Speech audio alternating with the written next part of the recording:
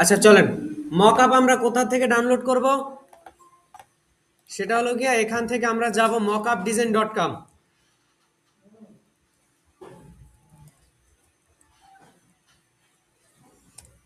mockupdesign.com এখানে একটা website আছে, সবাই ওয়েবসাইটের নামটা লিখে নেন।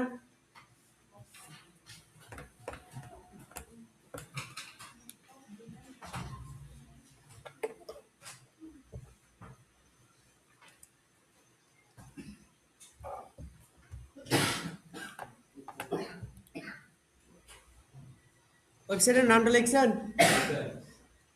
আচ্ছা, এখানে যদি আমি যে কোনো কিছুর মকআপ এখানে সার্চ করলে পাবো, এমনকি ফ্রিতে পাবো সবগুলো। হ্যাঁ?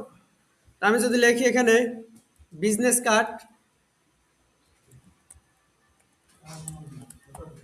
বিজনেস কার্ড লিখে যদি সার্চ করি দেখবেন বিজনেস কার্ডের অনেকগুলো মকআপ এখানে চলে আসবে। এখান থেকে যে কোনো মকআপ আপনি নিয়ে কাজ করতে পারবেন।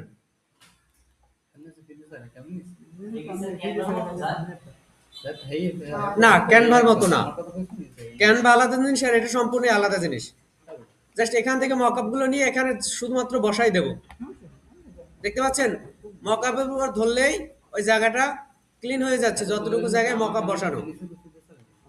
তো আমার একটা মকআপ ডাউনলোড করা আছে। এখানে কিভাবে ডাউনলোড করবো, ধরেন এখানে আমি ক্লিক করলাম এই মকআপটার উপর। ক্লিক করার পরে নতুন একটা পেজে আমাকে নিয়ে যাবে। এই নিয়ে আসছে, দেখতে পাচ্ছেন মকআপটা কিভাবে একসাথে কতগুলো মকআপ। তারপর এখান থেকে ডাউনলোডে ক্লিক করলেই আমার মকআপটা ডাউনলোড শুরু হয়ে যাবে। আমার আগে মকআপ ডাউনলোড করা আছে, তাই এখন আর ডাউনলোড করতেছি না। চলো সেখান থেকে আগে একটা মকআপ ওপেন করি।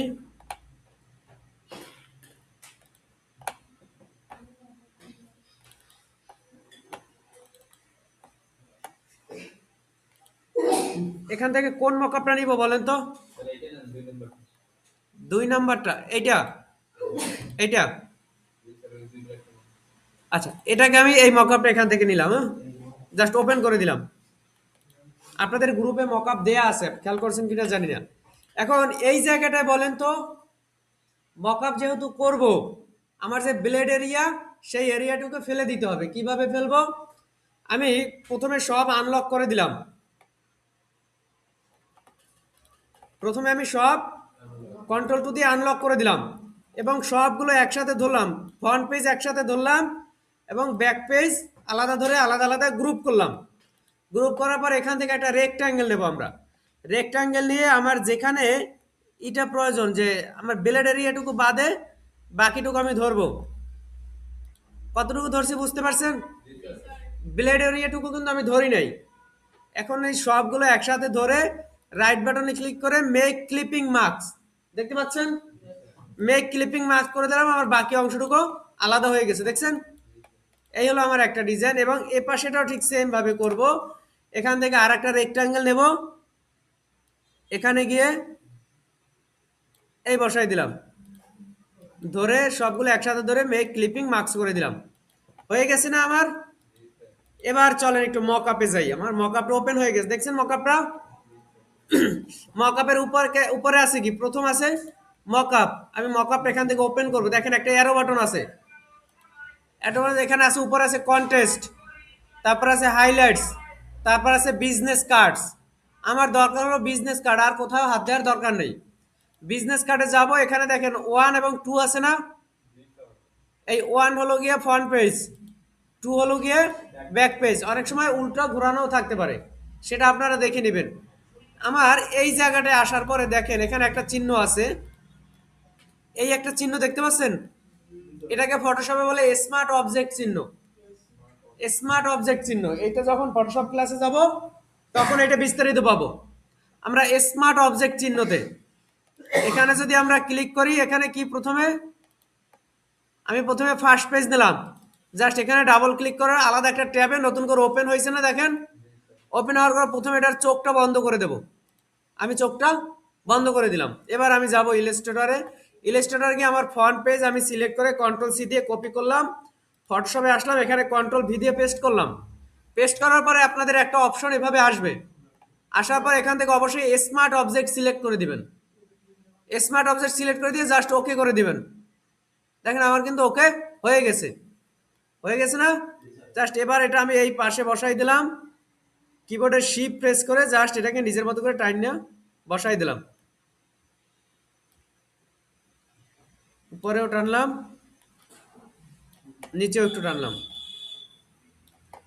এবার ওকে করে দিলাম, ওকে করে দিয়ে কন্ট্রোল এস দিলাম, তাতে কি হলো, সেভ হলো। সেভ হওয়ার পর আমি এটা কেটে দিলাম, দেখেন আমার বসছে, এটা সুন্দরভাবে বসছে না?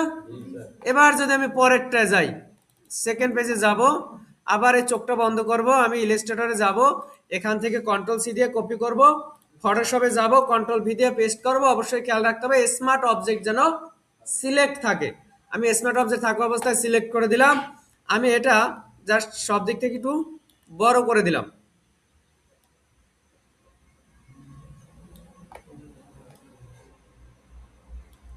এবার এখানে টিক মার্কটা দিয়ে দিলাম, কন্ট্রোল এস দিয়ে সেভ করে দিলাম, জাস্ট হয়ে গেছে। দেখেন আমার দুইটা বসছে না?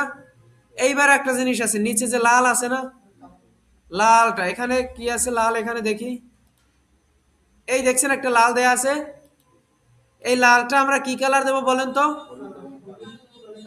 কালো কালার দেব, অথবা সাদা কালারও দিতে পারে, পেপারটা কাটার পর তো ভিতরে সাদাই হবে। এটা যাওয়ার পর দেখেন আগের পাশে স্মার্ট অবজেক্ট চিহ্ন ছিল, এখানে কিন্তু স্মার্ট অবজেক্ট নাই, অন্য আরেকটা চিহ্ন আছে। এই চিহ্নটাকে আমরা ডাবল ক্লিক করলে কালার অপশনটা ওপেন হবে। আমি এই চিহ্নের উপর ডাবল ক্লিক করলাম, আমার কালার প্লেট ওপেন হয়েছে। আমি দেখেন এটার সুবিধা হলো গিয়া, কার্সারটা যখন ইসের বাইরে নেবো তখন অটোমেটিকলি আইডি ওপর ওপেন হবে। জাস্ট ক্লিক করলাম, কালো বসে গেছে। কালোতে ভাল লাগে? এইটা ভাল লাগে মনে হয়, এইটা ভাল লাগে। এটা দিয়ে আমি ওকে করে দিলাম। এবার কন্ট্রোল এস দিলাম, আমার ওইটা কিন্তু অটোমেটিকলি সেভ হয়ে গেছে। এবার আমি এইটা এক্সপোর্ট করব জেপিজিতে। আমার এখানে মেইন ফাইলটা লাগবে না, এখানে লাগবে শুধু জেপিজিটা। জেপিজিটা কিভাবে নেব? আমি যাব ফাইল, ফাইল থেকে এক্সপোর্ট, এক্সপোর্ট থেকে সেভ ফর ওয়েব। মার্কেট প্লেসে আপলোড করার জন্য আমরা সবসময় সেভ ফর ওয়েব দিয়ে সেভ করব। এখানে দেখলেন আমার সেভ ফর ওয়েবে সেভ, এই একটা ওপেন হয়েছে। এখানে আমার 500 কেবির উপর হলেই হবে ইমেজ সাইজটা। এখানে দেখতে পাচ্ছেন ইমেজ সাইজ দেখতে পাচ্ছেন এখানে, আর এখানে জেপিজি সিলেক্ট করা, এখানে 100%। জাস্ট এই তিনটা জিনিস আপনার সিলেক্ট করতে হবে। দেখেন আমি তিনটা জায়গায় মার্ক করে রাখছি, দেখতে পাচ্ছেন? সবাই দেখতে পাচ্ছেন? এখন কোন কোন সময় দেখবেন এই জায়গাটায় খুব কম আছে, 500 কেবির কম আছে। যখন এই পরিস্থিতি পড়বেন তখন দেখাই দেব। এবার জাস্ট আমরা এখান থেকে সেভ করে দেব। আমার বিজনেস কার্ডটা যে নামে সেভ করা ছিল, আমার এই যে জেপিজিটাও সেম নামে সেভ করতে হবে। বিজনেস কার্ড ডিজাইন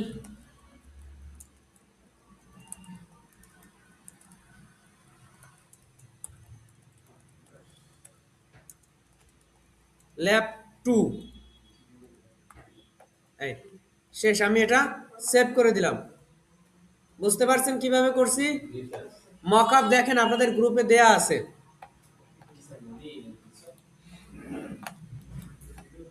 কি মনে নেই?